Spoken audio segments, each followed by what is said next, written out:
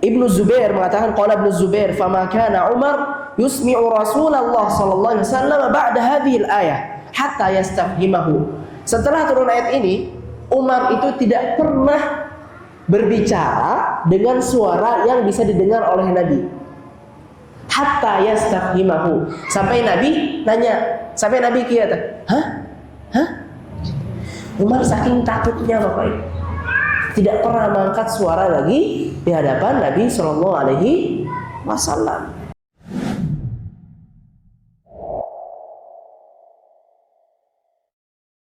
Bismillahirrahmanirrahim. Assalamualaikum warahmatullahi wabarakatuh. Alhamdulillahirabbil alamin, wassalatu wassalamu ala asyrafil anbiya'i wal mursalin, nabiyina Muhammadin wa ala alihi wa ashabihi wa man tabi'ahum bi ihsanin ila yaumiddin. Allahumma inna nas'aluka 'ilman nafi'an wa rizqan thayyiban wa 'amalan salihan mutaqabbala.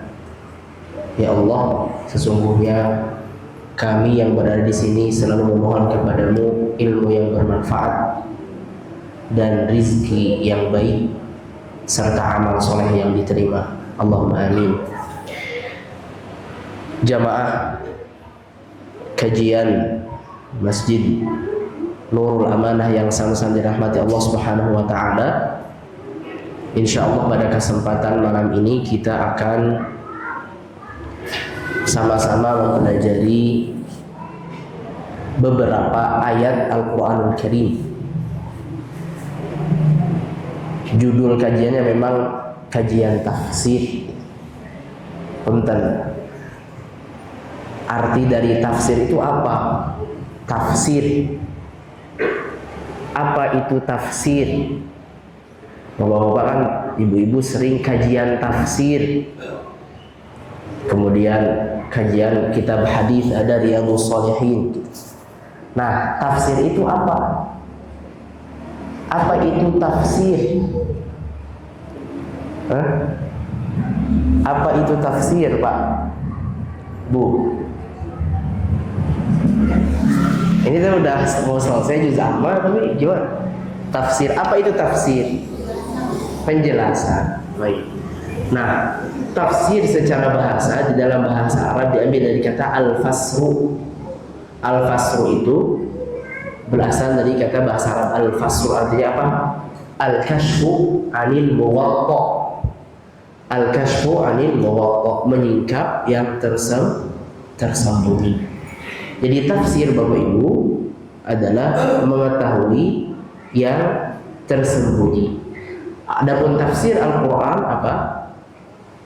Penjelasan atau menyingkap hal-hal yang tersembunyi atau hal-hal yang tidak diketahui dari ayat-ayat Al-Qur'anul Karim.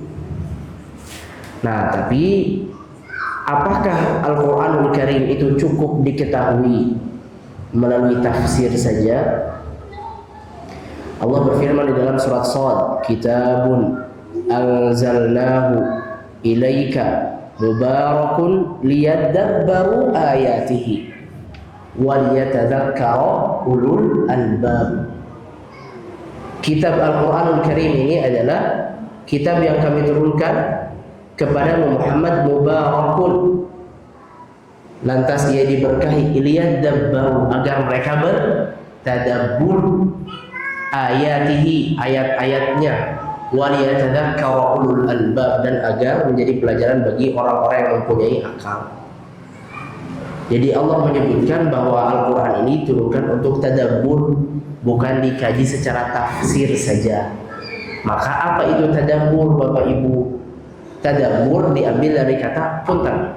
Tadabbur diambil dari kata dabara yadburu, duburon. Punten, dubur dalam bahasa Arab secara bahasa artinya belakang atau terakhir. Maka apa arti dari tadabbur? Apa arti dari tadabbur? Arti dari tadabbur itu menemukan hal yang tersembunyi di akhir atau menyelami makna yang di akhir atau di ujung. Kalau bahasa tadabbur Al-Quran apa? Berarti menyelami makna-makna di akhir ayat Al-Quranul Karim. Lantas tadabbur tidak bisa dipisahkan dengan tafsir Bapak Ibu. Karena kalau sekedar mengetahui saja tanpa menyingkap makna yang lebih dalam, itu berarti tafsir saja, belum tentu kita amalkan. Maka level yang harus dikejar oleh kita seorang mukmin tadabbur, ya, tadabbur. Kenapa? Tafsir itu mengetahui hal yang tersembunyi. Tapi tadabbur setelah mengetahui menyelami makna lantas mengamalkan. Gitu ya. Maka kajian tafsir insya Allah kita sembari belajar tadabbur. Setelah tahu maknanya, lantas kita ambil faidahnya dan apa yang perlu kita aplikasikan dari kandungan-kandungan ayat Al-Quran Karim. Insya Allah Bapak Ibu, hari ini kita akan mencoba mengkaji tafsir dan menemukan makna-makna dari aspek tadabbur dari surat Al-Hujurat. Mangga biasa dibuka surat Al-Hujurat itu surat ke-49, ada di juz 26. Halaman pertama dari surat Al-Hujurat ini halaman 515. Kalau tidak beda-beda halaman mushafnya Bapak Ibu. Biasanya kajian tafsir teh ditalkin dulu ya. Oh baik.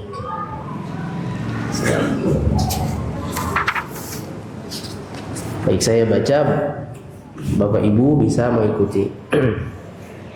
A'udzu billahi minasy syaithanir rajim. A'udzu billahi minasy syaithanir rajim. Bismillahirrahmanirrahim. Bismillahirrahmanirrahim. Kita baca 3 ayat dulu Bapak Ibu. Ya ayyuhalladzina amanu la tuqaddimu baina yadayillahi wa rasulih.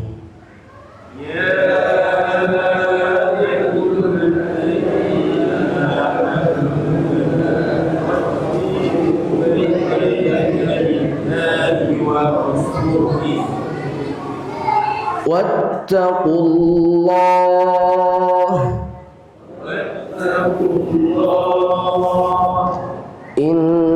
innallaha sami'un alim.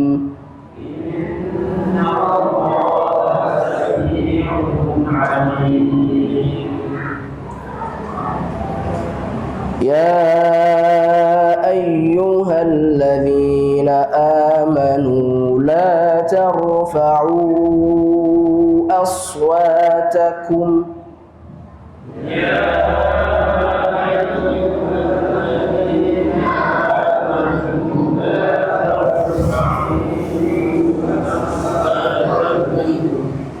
kita ulangi lagi.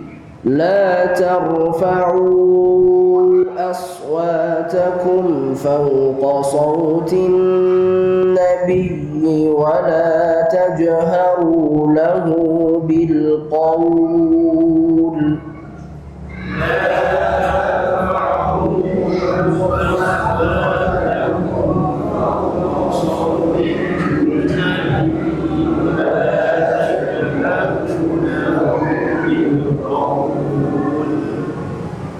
ولا تجهروا له بالقول كجهر بعضكم لبعض أن تحبط أعمالكم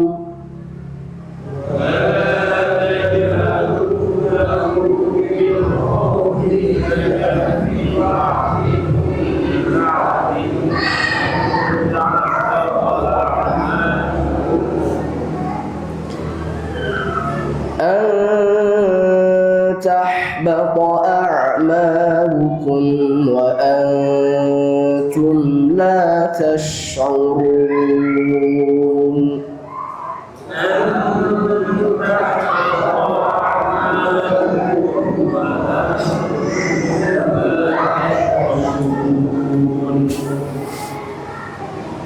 إن الذين يغضون أصواتهم عند رسول الله أولئك الذين امتحن الله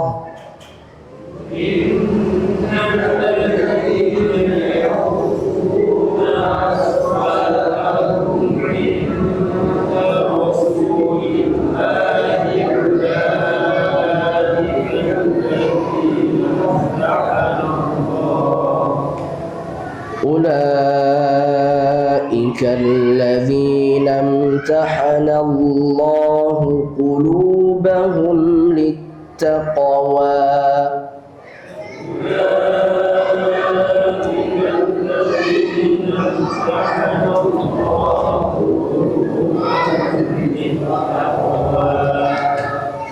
لهم مغفرة وأجر عظيم.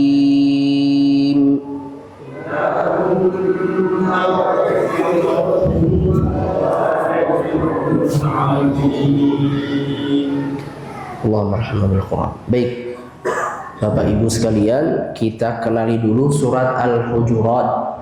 Surat Al-Hujurat ini secara urutan mushaf atau urutan susunan surat yang ada dalam mushaf Al-Quran berada di urutan ke-49, tepatnya berada di halaman 519. Kalau di mushaf Bapak Ibu yang kebetulan sama cetakannya ada di halaman 515 sampai halaman 517, 2 halaman setengah Bapak Ibu, tidak panjang, hanya ada 18 ayat. Suratnya surat Madaniyah Bapak Ibu. Surat Madaniyah itu surat yang diturunkan oleh Allah setelah Nabi Muhammad SAW hijrah ke Madinah. Apa kandungan umum dari surat Al-Hujurat ini? Kandungan surat Al-Hujurat secara umum Bapak Ibu, adab lisan adalah adab lisan, di mana surat Al-Hujurat ini banyak kesamaannya dengan surat An-Nur. Banyak kesamaan dengan surat An-Nur, di mana surat An-Nur juga banyak menyinggung etika yang berkaitan dengan lisan,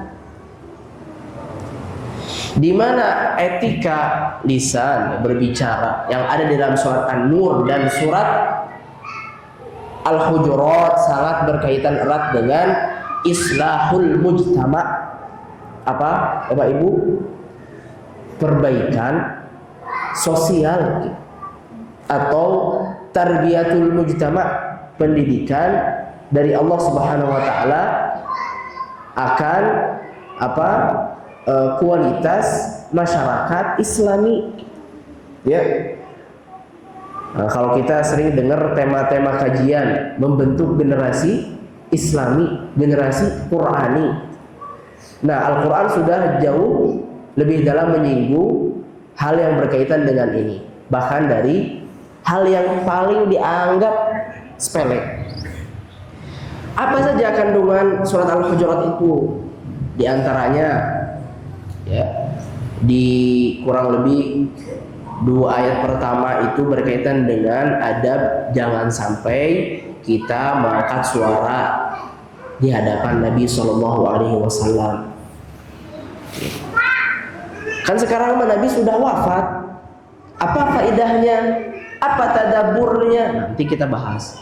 Kemudian ayat selanjutnya 3, 4, 5, bagaimana Allah menyebutkan ada orang yang menjaga adab tidak mengangkat suara di hadapan Nabi. Ada orang yang berani meneriaki Nabi dari luar rumahnya. Ya. Oh ya, saya lupa. Kenapa dinamakan surat Al-Hujurat? Surat Al-Hujurat artinya kamar-kamar. Kamar siapa? Kamar-kamar istri Nabi Sallallahu Alaihi Wasallam. Diambil dari kata hujrah. Hujrah itu apa, Bapak Ibu? Kamar. Baik, kita lanjutkan. Ini ada di ayat keempat. Al-Hujurat diambil dari ayat keempat. Kamar-kamar istri Nabi.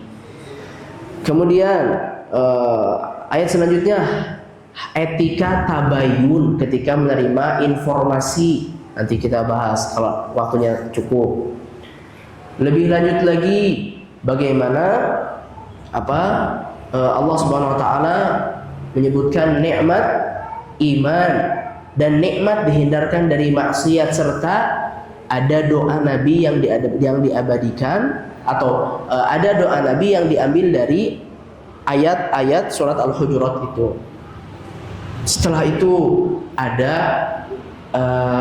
pelajaran dari Allah tentang etika penyelesaian konflik di antara kaum muslimin. Itu hal yang tidak bisa dinafikan, konflik THK di lingkungan masyarakat Islam gitu. Nah, di sini dibahas. Kemudian ada etika tentang atau larangan jangan memperolok-olok. Berkaitan dengan lisan lagi, Bapak Ibu. Berkaitan dengan lisan lagi. Setelah itu ada bagaimana memberikan julukan kepada orang. Julukan, landihan, ya. Lanian, gitu ya. Apalagi anak-anak muda. Ternyata di zaman Nabi ada, Bapak Ibu. Ya. Kalau anak muda hari ini mereka berbangga-bangga gitu ya, dengan nama samaran. Nah, itu ada adabnya. Atau mereka punya panggilan khusus ke teman-teman tertentu. Ada yang dipanggil dengan kebiasaan, ada yang dipanggil dengan hewan, ada yang dipanggil dengan tumbuhan, gitu. Ya. Atau nama samaran. Itu ada adabnya. Itu ada adabnya di surat Al-Hujurat. Kemudian bagaimana larangan ghibah. Ghibah. Bukan etika ghibahnya, dan ghibah mah terlarang ya, Bapak Ibu. Jadi larangan ghibah. Larangan ghibah. Dan suudzon. Larangan suudzon. Suudzon, suujon, Bu. Suujon, suudzon. Suudzon gitu ya.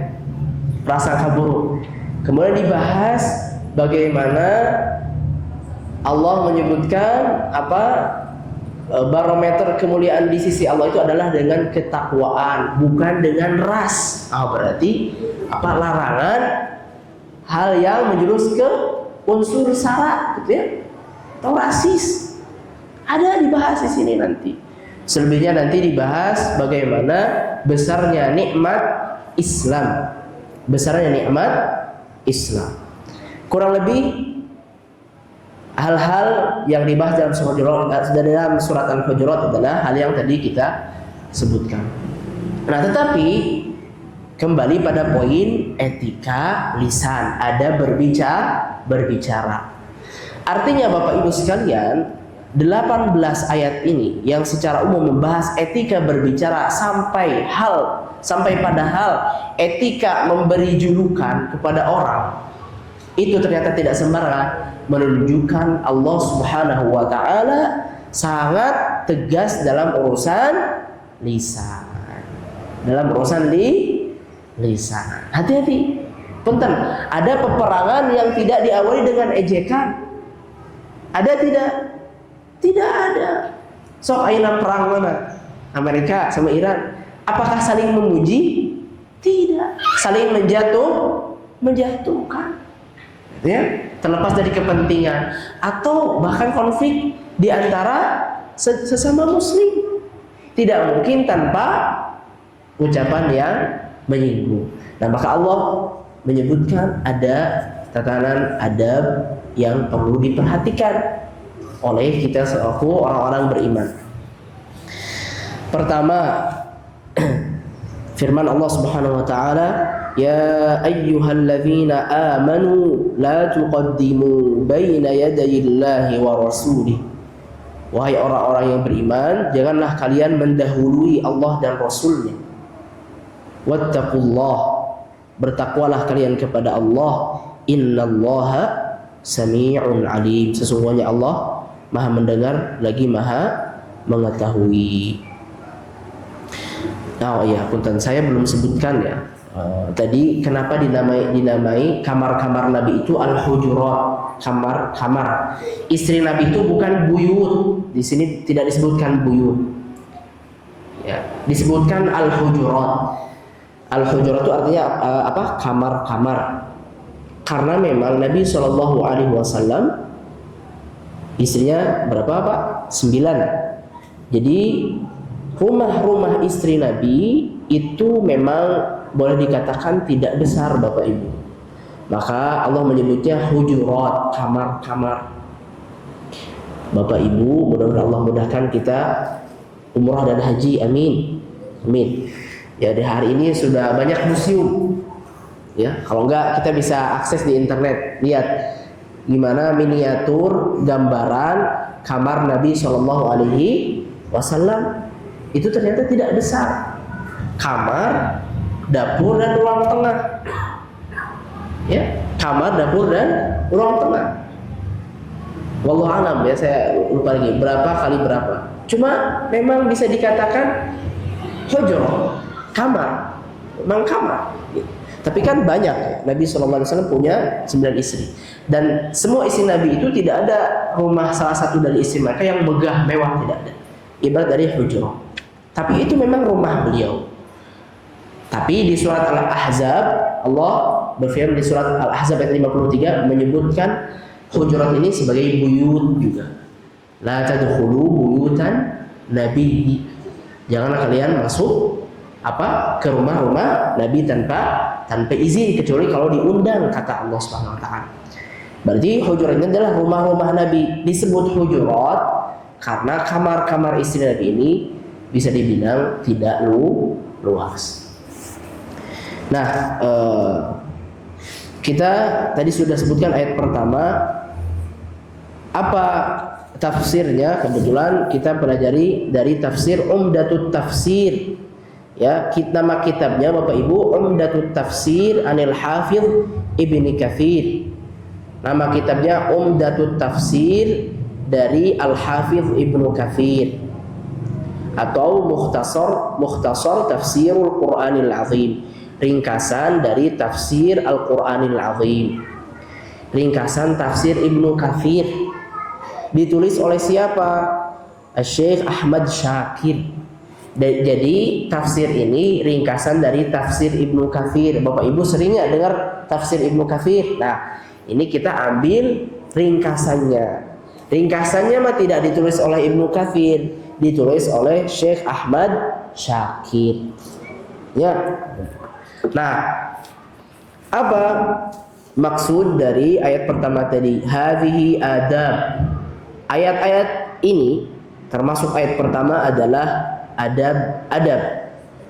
Adaballahu biha ibadahul mu'minina fima yu'amiluna bihi ar-rasula sallallahu alaihi wasallam, di mana Allah Subhanahu wa taala memberikan atau menyampaikan adab yang dengannya orang-orang dan hamba-hambanya yang beriman itu menjadi beretika ketika mereka bermuamalah kepada Nabi sallallahu alaihi wasallam, minat tauqiri wal ihtirami wat tabjili wal i'zam.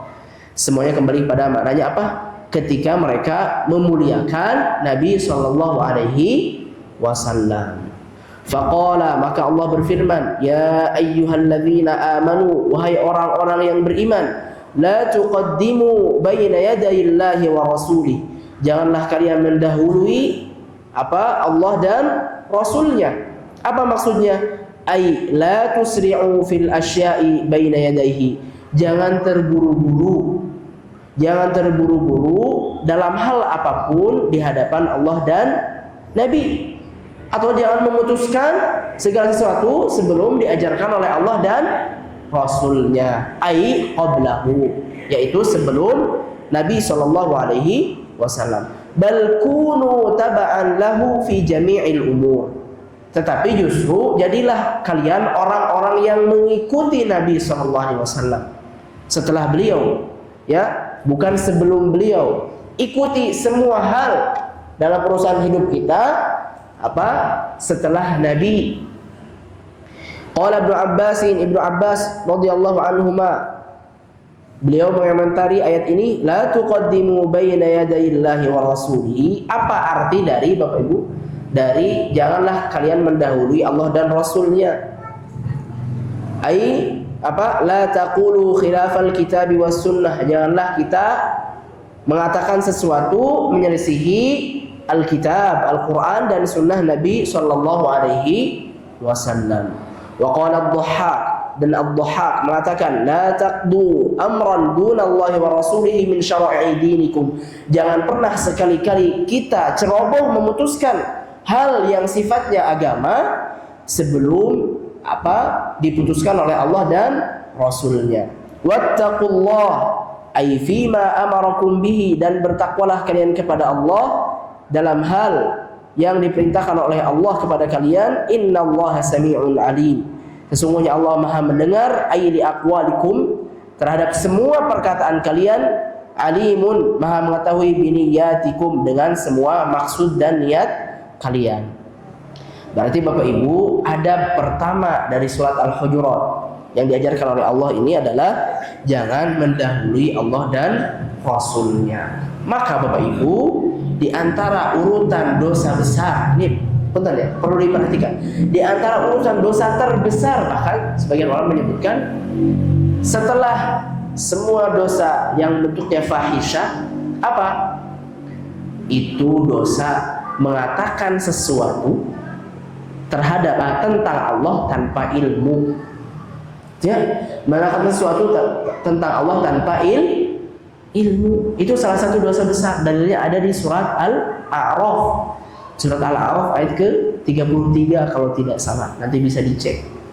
Di mana Allah menyebutkan urutan dosa dan Allah menyebutkan terakhir wa an taqulu 'alallahi ma la ta'lamun. Dan ketika kalian mengatakan hal apapun tentang Allah tanpa ilmu, itu termasuk dosa besar. Maka ada pertama, hati-hati, masih berkaitan dengan lisan Bapak Ibu. La taqulu khilafal kitabi was sunnah. Jangan berkata-kata hal yang menyelisihi Allah dan Rasulnya, menyelisihi kitab dan sunnah. Adab kedua, nah ini berkaitan dengan adab kita ketika berbicara di hadapan Nabi Shallallahu Alaihi Wasallam. Allah berfirman, wahai orang-orang yang beriman, janganlah kalian mengangkat suara-suara kalian ya di atas suara Nabi. Ini adab kedua. Saya tidak bisa bacakan nasihat kepanjangan. Ini hadisnya, hadis riwayat Imam Muslim, riwayat Imam Muslim dan riwayat Imam Bukhari juga, bahwa Umar dan Abu Bakar radhiyallahu anhuma pernah Bapak Ibu berselisih di hadapan Nabi Shallallahu Alaihi Wasallam ketika datang utusan dari Bani Tamim.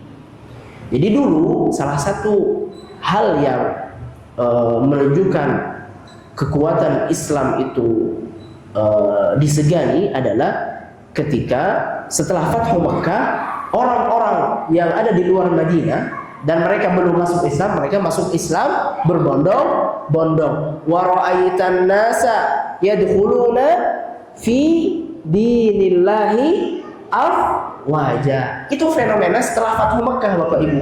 Jadi banyak dari kampung fulan, dari kampung ini, dari desa ini, dari komplek ini mengirim utusan datang ke Nabi, atau bahkan mereka berbondong-bondong masuk Islam. Kemudian mereka minta satu orang yang diharapkan bisa mengajarkan Al-Quran, tahsin. Jadi tahsin ini fenomena ada dari zaman Nabi Bapak Ibu. Bahkan delegasi pertama Islam siapa Bu? Mus'ab bin Umair itu ngajarkan apa? Ngajari surat Al-A'la. Kata kaum Ansor apa? Tidaklah Nabi SAW datang kepada kami kecuali kami sudah hafal surat Al-A'la 19 ayat. Padahal itu kurang lebih 3 tahun sebelum Nabi atau 2 tahun sebelum Nabi berangkat ke Madinah. Berarti 2 tahun surat Al-A'la. Bapak-bapak, ibu-ibu, kalau masih surat Al-Buruj jangan merasa minder. Dulu orang Madinah tahsin surat Al-A'la 2 sampai 3 tahun, Pak. Ya? Gitu. Santai saja. Yang penting istiqomah. Nah, jadi fenomena dan kebiasaan dakwah Nabi saat itu apa? Mengirim utusan untuk mengajarkan Al-Qur'an. Kemudian mengajarkan syariat Islam. Nah, dulu ada Banu Tamim yang meminta kepada Nabi agar diutus seorang dai, delegasi dakwah, gitu ya. Nah, maka Nabi SAW setelah mendapatkan perintah itu, Abu Bakar dan Umar diskusi, gitu ya. Nah, salah satu dari mereka apa? Fa'asyara ahaduhuma bil Aqra' ibn Habis. Memilih satu sahabat namanya Aqra' bin Habis. Yang satu memilih nama lain. Itu kira-kira siapa yang diutus untuk Bani Tamim? Berselisih sampai suara mereka mengangkat di hadapan Nabi. Kata Abu Bakar li Umar, "Ma aradta illa khilafi." Umar, kamu selalu menyelisihiku. Kamu tidak lain dan tidak bukan, kamu hanya ingin menyelisihi pendapatku. Maka Umar mengatakan, "Ma aradtu khilafak." Saya tidak ingin mendebatmu, wahai Abu Bakar. Fartafa'at aswatuhuma, maka suara mereka meninggi di hadapan Nabi SAW. Fa'anzalallah, maka Allah menurunkan ayat ini. Wahai orang-orang yang beriman, janganlah kalian mengangkat suara-suara kalian lebih tinggi dari suara Nabi Shallallahu Alaihi Wasallam. Wala tajharu lahu bil qaul, dan jangan menjelaskan perkataan kalian kepada Nabi seperti kita menjelaskan perkataan kita kepada sesama kita. Beda dengan Nabi Shallallahu Alaihi Wasallam. Berarti ini adab yang sangat penting di hadapan Nabi Shallallahu Alaihi Wasallam. Tidak sembarangan. Kenapa? Apa konsekuensinya? Konsekuensi dari adab ini kalau diselisihi? Allah berfirman, "Antahbata a'malukum wa antum la tash'urun." Pahala amal soleh terhapus, Bapak Ibu. Wa antum la tash'urun, sedangkan kalian tidak sadar. Maka kata Ahmad Syakir di sini, ternyata etika ini kalau dilanggar berdosa. Berdosa. Gitu. Nah, lantas apa saja yang bisa dipelajari? Tadi kita tahu bahwa sebab turun ayat ini adalah suara Abu Bakar dan Umar yang meninggi. Nah, ternyata bagaimana Umar ketika turun ayat ini, Bapak Ibu? Di dalam riwayat Al-Bukhari disebutkan bahwa Ibnu Zubair mengatakan, qala Ibnu Zubair, "Fama kana Umar yusmi'u Rasulullah sallallahu alaihi wasallam ba'da hadhihi al-ayah hatta yastafhimahu." Setelah turun ayat ini, Umar itu tidak pernah berbicara dengan suara yang bisa didengar oleh Nabi. Hatta yastafhimahu, sampai Nabi nanya, sampai Nabi kata, "Hah?" Umar saking takutnya, Bapak Ibu, tidak pernah mengangkat suara lagi di hadapan Nabi Shallallahu Alaihi Wasallam. Gitu. Nah, begitu juga Abu Bakar. Setelah itu langsung diamalkan. Nah, ini setelah kita tahu tafsirnya, tadaburnya apa setelah ini? Gitu. Tadaburnya apa? Tidak boleh mengangkat suara di hadapan Nabi Shallallahu Alaihi Wasallam. Kemudian, Bapak Ibu sekalian, apa kisah yang berkaitan dengan ayat ini, mengangkat suara di hadapan Nabi Sallallahu Alaihi Wasallam? Ternyata, tentang Bapak Ibu, kaum muslimin dari kalangan sahabat saat itu bukan dari daerah Madinah saja, bukan dari kota, orang kota saja. Ada juga orang daerah disebut Arab Badui, atau Al-Badawi. Al-Badawi. Sampai saat ini masih ada Bapak Ibu yang kesehariannya apa? Menggembala unta, menggembala kambing. Saat ini masih ada. Di mana kebiasaan mereka sangat berbeda. Cara berbicara mereka juga sangat berbeda Bapak Ibu dengan cara berbicara apa? Cara berbicara kaum muslimin yang ada berasal dari kota Madinah, berasal dari kota Makkah.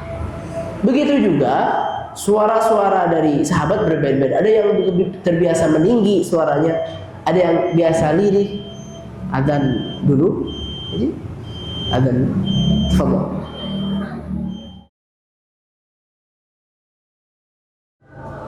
Baik Bapak Ibu, kita lanjutkan sebelum ke sesi pertanyaan. Di antara kisah yang berkaitan dengan turunnya ayat yang kedua dari surat Al-Hujurat adalah kisah Thabit ibn Qais. Diriwayatkan dalam hadis riwayat Imam Muslim bahwa ketika turun ayat ini, wahai orang-orang yang beriman, janganlah kalian mengangkat suara kalian di atas atau lebih tinggi daripada suaranya Nabi Shallallahu Alaihi Wasallam, adalah kisah tentang Thabit bin Qais. Ketika turun ayat ini, Thabit itu jalasa Thabitun fi baitihi.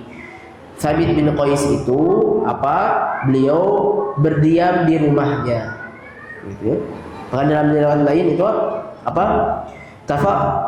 iftaqada an-nabiy sallallahu alaihi wasallam Thabit bin Qais. Nabi itu merasa kehilangan. Jadi salah satu kebiasaan Nabi itu bapak-bapak memperhatikan salah satu hal yang menunjukkan bagaimana Nabi sallallahu alaihi wasallam sangat memperhatikan kehadiran sahabat itu adalah bagaimana Nabi memperhatikan saf salat. Jadi Nabi sudah tahu saf fulan atau tempat fulan itu Nabi sallallahu alaihi wasallam tahu. Maka ketika tidak hadir, beliau bisa sadar siapa yang tidak hadir. Maka salah satu sifat atau akhlak Nabi yang baik adalah iftiqad. Nah, iftiqad juga ini salah satu sifat yang mulia Bapak Ibu, merasa kehilangan, menanyakan kabar. Kemana fulan? Gak kelihatan. Nah, itu salah satu adab dan akhlak yang mulia. Nabi pernah menanyakan tentang Thabit. Ketika turun ayat ini, ternyata apa yang dilakukan oleh Thabit? Diam di rumahnya, gak keluar-keluar, ke masjid. Faqala ana min ahlinna. Setelah turun ayat ini, dia mengatakan, saya ternyata kalau begitu saya termasuk ahli neraka. Wah. Maka apa? Wahtabasa alin Nabi sallallahu alaihi wasallam, dan malu ketemu Nabi. Merasa dia itu selalu mengangkat suara di hadapan Nabi. Faqala Nabi sallallahu alaihi wasallam li Sa'd bin Mu'adz. Nabi bertanya kepada Sa'd bin Mu'adz, "Ya Aba Amr, ma sya'nu Thabit? Ishtaka?" Kenapa Thabit? Kemana Thabit? Apakah dia sakit? Faqala Sa'd, maka Sa'd menjawab, "Innahu la jari." Ya Rasulullah, dia memang tetanggaku. Dia memang tetanggaku. Wa ma 'alimtu lahu bi syakwa. Tapi aku belum dengar kabar dari keluarganya kalau dia sedang sakit. Nanti saya tanyakan, kata Thabit. Qala fa'atahu Sa'dun fadzakara lahu qaula Rasulillah sallallahu alaihi wasallam. Maka saat memberitakan bagaimana Nabi menanyakan kabar Thabit. Faqala Thabit, maka Thabit bin Qais ini sahabat, dia mengatakan, unzilat hadhil ayah. Ayat ini sebagaimana kalian tahu sudah diturunkan oleh Allah Subhanahu wa taala. Walaqad alimtum anni min arfa'ikum sautan ala Rasulillah sallallahu alaihi wasallam. Kalian tahu, saya juga saya ada orang yang paling vokal, paling mengangkat suara di hadapan Nabi. Gitu. Faqala fa ana min ahli nar, maka aku termasuk ahli neraka, kata Thabit. Fadzakara dzalika Sa'dun lin Nabi sallallahu alaihi wasallam, maka Sa'ad menyampaikan perkataan Thabit tadi kepada Nabi. Thabit itu Rasulullah merasa dialah yang disinggung oleh ayat ini dan menyimpulkan bahwa dirinya termasuk yang celaka karena menyelisihi adab yang ada dalam ayat ini. Faqala Rasulullah sallallahu alaihi wasallam, maka Rasulullah bersabda apa? Bal huwa min ahlil jannah. Justru dia termasuk ahli surga. Gitu. Maka apa faedah dari kisah ini? Bahwa barangkali meningginya Thabit itu bukan meninggi suara yang menyelisihi adab, bukan berteriak, tapi memang suaranya saja mungkin ngebas. Bahkan Thabit bin Qais itu termasuk kalimu Rasulillah, termasuk apa? Pembicaranya Nabi Shallallahu Alaihi Wasallam. Maka Nabi menegaskan itu. Lantas apa yang menyelisihi ayat ini? Ketika mengangkat suara kalian disertai dengan menyelisihi adab. Gitu. Kayak tadi Abu Bakar dan Umar berselisih di hadapan Nabi. Itu sambil mengangkat suara. Tetapi berteriak juga tidak boleh. Karena suaranya saja tadi itu jelas dan suara Thabit itu adalah keras. Nah, faedahnya dari ayat kedua ini, Bapak Ibu sekalian, sebelum kita berkaitan dengan faedah yang lain adalah para ulama menyimpulkan bahwa adab ketika Nabi SAW masih hidup itu jangan mengangkat suara dan pilih kata-kata yang tidak sama dengan kata-kata yang biasa kita ucapkan ke sesama kita. Lantas apa faedahnya? Hari ini kata para ulama berkaitan dengan adab ketika Nabi dengan hidup, bisa kita amalkan adab terhadap para ulama. Kenapa? Ya, kenapa? Para ulama mengambil faedah dari ayat ini adalah li'annahu yahmilu syar'a, karena para ulama mengemban amanah menyampaikan syariat sebagaimana Nabi SAW. Gitu. Ya, mahma kana umruhu terlepas dari umurnya, maka adab terhadap ulama itu jangan pernah mengangkat suara, jangan pernah meninggikan suara. Yang kedua, li'annahu yu'allimuka, ya, atau ingkar yu'allimuka, dialah yang mengajarkan kepada kita, karena dia adalah guru kita, karena para ulama adalah guru kita. Bahkan Ali bin Abi Thalib mengatakan, ana abdu man 'allamani harfan in syaa'a astara in syaa'a a'taq wa in syaa'a astara. Kata Ali bin Abi Thalib, aku adalah hamba sahaya dari orang yang mengajariku walaupun satu huruf. Kalau dia berkehendak dia akan memerdekakanku, dan kalau dia berkehendak dia akan menjadikanku budak selamanya. Apakah perkataan di sini dimaksudkan hulu, berlebih-lebihan? Tidak. Tapi bagaimana adab dan ihtiram terhadap alim, orang yang mengajarkan kita. Kemudian apa? Yuhtaramu likibari sinnihi. Kita menghormati para ulama karena umurnya yang lebih tua. Yang kelima, yuhtaramu li islamihi, tentu dihormati karena keislamannya. Maka para ulama, ya, adab yang kita harus perhatikan terhadap para ulama sebagai faedah dari adab terhadap Nabi ketika masih hidup adalah apa tadi? Tidak mengangkat suara, tidak mengangkat suara. Itu barangkali Bapak Ibu sekalian. Nah, nanti masih ada faedah yang berkaitan dengan adab yang berkaitan dengan suara kita, ya, berkaitan dengan lisan kita. Tetapi Nabi SAW sudah wafat. Apakah ada adabnya? Ada adabnya. Mudah-mudahan Allah mudahkan di pertemuan berikutnya, ya, insya Allah kita akan pelajari faedah dari ayat kedua ini berkaitan dengan bagaimana seharusnya sikap kita ketika Nabi SAW sudah wafat. Dan itu nabinya juga ada di Madinah.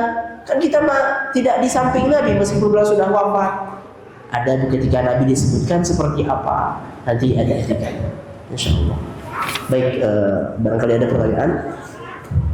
Barakallahu. Silakan Bapak Ibu, jika ada pertanyaan.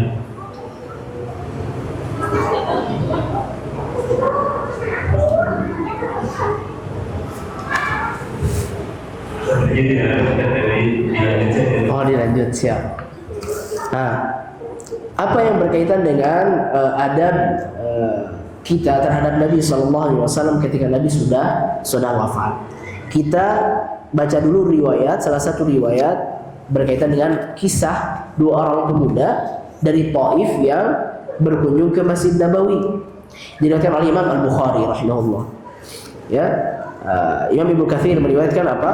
Wa qad ruwina an Amiril Mu'minin Umar bin Khattab annahu sami'a sauta rajulin fi masjid Rasulillah sallallahu alaihi wasallam. Sauta rajulain. Umar pernah mendengar dua orang yang mengobrol, suaranya meninggi. Qad irtafa'at aswatuhuma. Jadi ketika dua orang ini ada di Masjid Nabawi, dua orang ini suaranya meninggi. Faja'a, maka Umar mendatangi mereka. Faqala atadriyani ayna antuma? Kalian tahu enggak kalian ada di mana? Kata Umar. Ya, atadriyani ayna antuma? Kalian tahu enggak kalian ada di mana? Tsumma qala min ayna antuma? Kemudian Umar menanyakan, kalian itu orang mana? Qala min ahli Taif. Mereka berdua menjawab, kami itu orang Taif wahai Umar. Faqala, maka Umar mengatakan, "Lau kuntuma min ahli Madinah la auja'tukuma darban."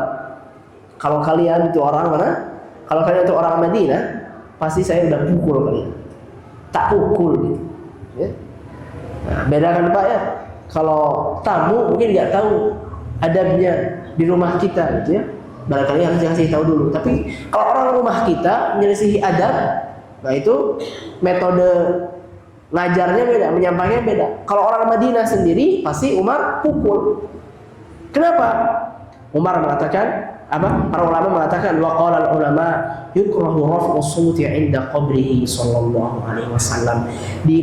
Dimakruhkan, dibenci mengangkat suara di hadapan makam Nabi sallallahu alaihi wasallam. Kama kana yukrahu fi hayatihi, sebagaimana dimakruhkan, dibenci mengangkat suara di hadapan Nabi ketika Nabi masih hidup.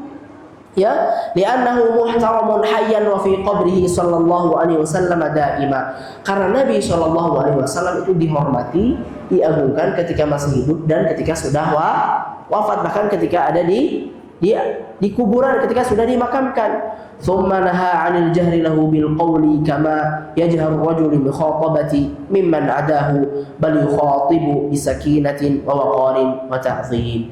Kemudian Allah menegaskan bagaimana sikap kita ketika kita mengajak Nabi berbicara, menyampaikan kata-kata dengan kata-kata yang lemah lembut, tidak meninggi sebagaimana kita berbicara kepada selain Nabi sallallahu alaihi wasallam. Lantas apa faedahnya? Ya, sebagaimana adab tadi terhadap Nabi ketika beliau masih hidup juga tidak boleh mengangkat suara. Jadi kita ambil faedahnya itu sama dengan adab terhadap para ulama. Karena kata Nabi sallallahu alaihi wasallam, al ulama warathatul anbiya. Para ulama itu adalah para pewaris Nabi. Jangankan punten Bapak Ibu mengumbar aibnya, mengobrolkan kesalahannya, mengangkat suara saja tidak boleh. Maka hati-hati ketika ada ulama, kalau kita tidak tahu ilmunya, jangan ujug-ujug mencela, jangan ujug-ujug mengomentari. Kenapa? Ada kaidah gini dalam syariat itu. Apa? Ta'amul kibar summus shighar wa ta'amus shighar summul kibar. Makanan orang-orang dewasa itu racun bagi anak-anak. Bapak Ibu senang misalkan apa Ibu lewat katanya sambal sama lalaban. Coba bayi dikasih sambal sama lalaban, Bapak Ibu, yang masih menyusui, keracunan, Bapak Ibu, keracunan. Nah, sekarang para ulama dengan pembahasan dan keilmuan kapasitas ilmu mereka, wajar saling menyalahkan dengan kapasitas keilmuan mereka, wajar. Kemudian apakah hal itu bisa dengan mudah kita komentari? Tidak begitu, Bapak Ibu. Tidak begitu. Maka hati-hati. Lebih banyaklah mengatakan wallahu a'lam. Apalagi berkaitan dengan kesalahan para ulama. Kita tahu banyak semua ulama itu punya kesalahan, gitu ya. Nah, itu adabnya ya. Jangan mengangkat suara apalagi sampai mengumbar aib. Nauzubillah. Termasuk nanti mungkin kita akan bahas bagaimana riba. Kemudian selanjutnya ada atau faidah yang kita ambil dari adab, daripada adab kepada Nabi sallallahu alaihi wasallam ketika beliau sudah wafat, apa tadi? Tidak boleh mengangkat suara di hadapan makam Nabi Shallallahu Alaihi Wasallam. Yang kedua, ya, ketika disebut nama Nabi Shallallahu Alaihi Wasallam hendaknya bersolawat. Yang ketiga, hendaklah merendahkan suara ketika bersolawat. Kenapa? Karena solawat adalah doa. Jadi alangkah eloknya ketika kita bersolawat itu merendahkan suara. Qala Nabi Sallallahu Alaihi Wasallam, dan jelaskan solawatnya. Jangan sampai ibu bilang Nabi SAW, Nabi SAW, Sallallahu Alaihi Wasallam. Ya. Kemudian yang keempat, apa Bapak Ibu? Tidak mengangkat suara ketika orang lain bersolawat. Ketika orang lain bersolawat, apalagi dibacakan hadis-hadis Nabi Shallallahu Alaihi Wasallam. Ini adab. Memang adab selalu berkaitan dengan al-afdhaliyah, berkaitan dengan keutamaan yang lebih utama. Barangkali tidak sampai terjatuh pada ini mah haram, ini wajib, tidak. Tapi sampai pada level apa? Keutamaan. Lebih baik ketika berada di makam Nabi tidak mengangkat suara. Ketika nama Nabi disebut Sallallahu Alaihi Wasallam, bersalawat. Lebih baik ketika bersalawat merendahkan suara. Ya. Elok mana Bapak Ibu bersalawat dengan yang fasih dan lirih atau berteriak kira-kira. Kemudian yang keempat apa? Tidak meninggikan suara ketika orang lain bersolawat. Baik, demikian wallahu taala alam yang bisa kita pelajari dari dua ayat surat Al-Hujurat. Masih ada adab-adab lain yang berkaitan dengan adab lisan, ya. Apalagi ayat-ayat berikutnya sangat berkaitan dengan sosial kita sesama kaum muslimin. Wallahu taala alam, wa sallallahu wasallam ala nabiyina Muhammadin wa ala alihi washabbihi ajma'in. Mudah-mudahan bermanfaat. Mohon maaf atas banyaknya kesalahan. Subhanakallahumma wa bihamdika asyhadu an la ilaha illa anta astaghfiruka wa atubu ilaik. Assalamualaikum warahmatullahi wabarakatuh.